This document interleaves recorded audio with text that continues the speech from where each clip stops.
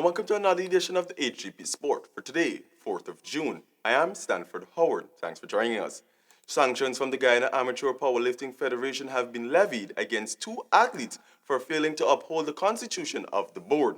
Samuel Gillis has more. Two of the top athletes of the Guyana Amateur Powerlifting Federation, namely Mr. C. Peterson and Ms. J. Pluck, were each given notice of a 12-month sanction for breaching the rules and regulations of the IPF, which is the mother federation of all regional federations, including the GAPLF. In summary, they competed in Barbados at a powerlifting competition without informing the federation first, which was supposed to be their duty according to the federation's constitution. The athletes also lifted weights they were not supposed to, according to the executives, at a press conference held on Monday. And in our constitution, article, I cannot get that up, section 11, yes. Our constitution also states that you, once you're affiliated to us, you cannot leave and go company without notifying us, because we must know where you are, especially if you're an athlete who's going to be representing Guyana in an upcoming meet. We have to be checking on you, your competition, if you're trading, all these other things. We need to know that. And that's part of the Constitution, and all these athletes know this. One executive member sought to clear the air of the Federation's approach and stated that they were not seeking to victimize the lifters, as was reported in the June 2019 edition of the Stabroek News. A press release from the Federation claimed that the report has created a false perception in the minds of interested persons. I don't think the media is necessarily getting this point that Carlos would have been a showman for the Guyana Powerlifting Federation. He would have shown our efforts behind the scenes on an international level. So for us to come out and victimize him, it's disregarding our own efforts. According to the executives, their task is to implement and impose the rules of the IPF, and since the body has been elected, measures have been taken to ensure that athletes are made aware of rules to prevent violations. For HGP Sport, I am Samuel Gillis. A misinterpretation of the IAAF Rule 4 has caused a riffraff in the local athletics arena. Find out more in this report.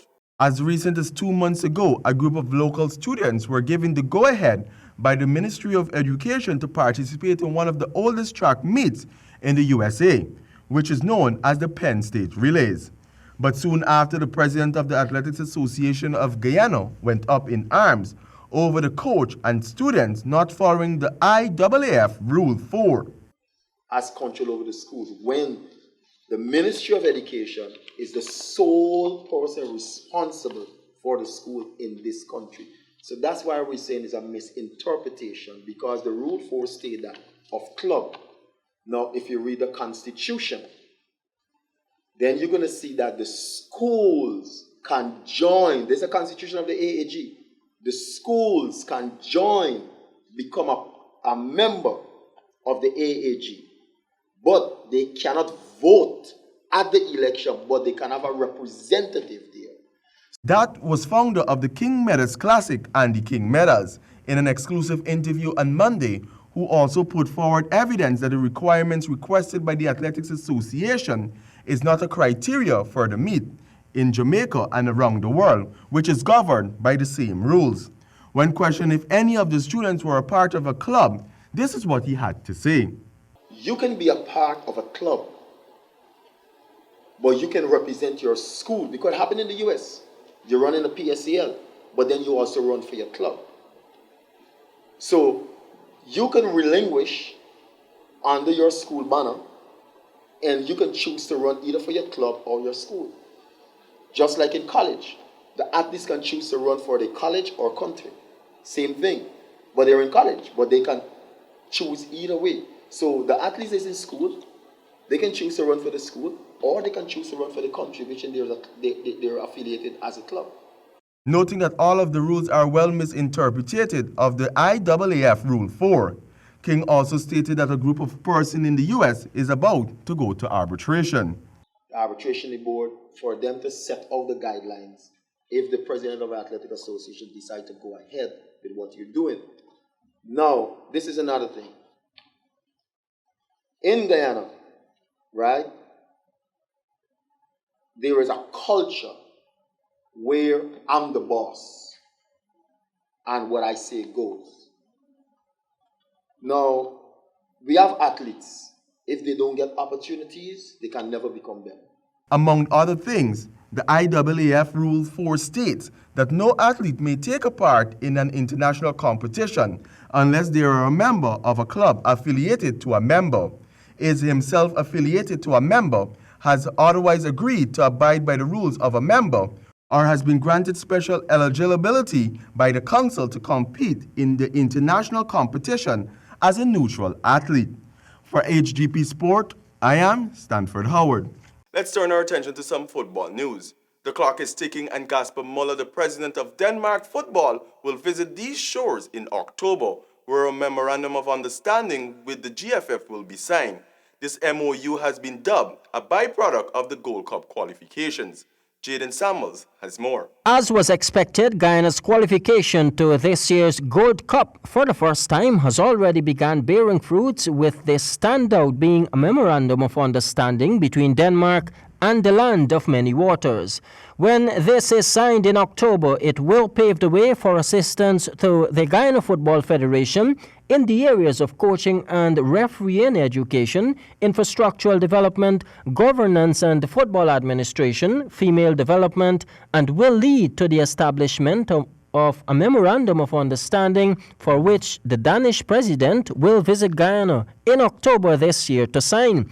On Tuesday, first Vice President of the Guyana Football Federation, Brigadier Retired Bruce Lovell, met with the President of the Denmark Football Association, Mr. Jesper Muller, in Paris on the sidelines of the 69th FIFA Congress to discuss areas of cooperation between the two football bodies. The meeting was held within the framework of UEFA Assistant Program, which was launched in 2017, where UEFA member associations provided assistance to other confederations and member associations to develop and strengthen football across the globe. The GFF First Vice President, Brigadier Bruce Lovell, is representing President Wayne Ford at the FIFA Congress and remained in Guyana to streamline the national team preparation for their Gold Cup debut on June 18. Jaden Samuels, HGP Sport. Charlestown Secondary School is the winners of the Guyana Hemp Industries Girls Football Tournament after trouncing Tugville Secondary 2-0 in the final, in front of a packed and vocal crowd made up mostly of teachers and students at the Ministry of Education ground, Carifesta Avenue.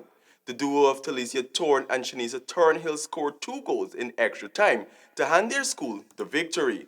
Taking the third place position, East Rungveld outshone Cummings Lodge 4-2, with the most valuable player going to Turnhill, while Julian King of East Rungveld Secondary and Karen Jupiter from Cummings Lodge Secondary share the most goal scorer award. Still with football, the Guinness Greatness of the Streets heads to Bartica for their leg of the competition, set for later this month at Bartica Community Center Basketball Court. Find out more in this report. Barticians will witness riveting action across 3 nights when the Guinness Greatest of the Streets tournament kick off from June 14 to 16 at Bartica Community Center Basketball Court. The playoffs will see the winning team advancing to the national playoffs, which will be contested in Georgetown in August. Sponsored by Banks DIH Limited through its Guinness brand in association with Colors Boutique, this will be the 3rd installment of the Bartica leg. Teams interested in participating can contact Aildel Malslow or Ryan Andres at Banks DIH. Closing date for registration is Saturday, June 8. All players must be 18 years or older. Over the last 2 years, Riverview and Disconnect Crew have represented Bartica at the national finals. Winners of the tournament will pocket 500,000 Guyana dollars and a trophy, while the runners-up will receive 250,000 Guyana dollars and the corresponding accolade. Meanwhile, 3rd and 4th place teams will pocket 200,000 and 100,000 respectively. For HGP Sport, I am Stanford Howard. Let's turn our attention to some interesting cricket news. Afghanistan lost match 7 of this year's World Cup despite an unlikely Sri Lankan performance. Jaden Samuels has more. The Sri Lankans, despite a kid-like performance with the bat, reached 201, batting first in Cardiff, a total the Afghanistan side did fancy themselves winning. 30, 78 and 35 are all the Sri Lankans' top order could have carved out, with 4 number-like scores coming from the rest of their batting. Mohammad Nabi led the bowling for Afghanistan, picking up 4 for 30 of his 9 overs, with Rashid Khan and Dalat Zadran each picking up 2 to reiterate the early damage. Showers in the run chase meant that the Duckworth-Lewis method came into effect, revising the required score to 187, which handed the Sri Lankans their only hope of getting back into the game. Nohan Pradeep led the way for Sri Lanka with 4 for 30 and was supported well by Lasith Malinga, who took 3 to finish a game where the performance from both sides were under par. Jaden Samuels, HGP Sport. Thank you, Jaden. And that's all we have for this edition of the HGP Sportscast. But do remember, the harder the battle, the sweeter the victory. I do bid you farewell until next time. Over to you, Javon. Goodbye.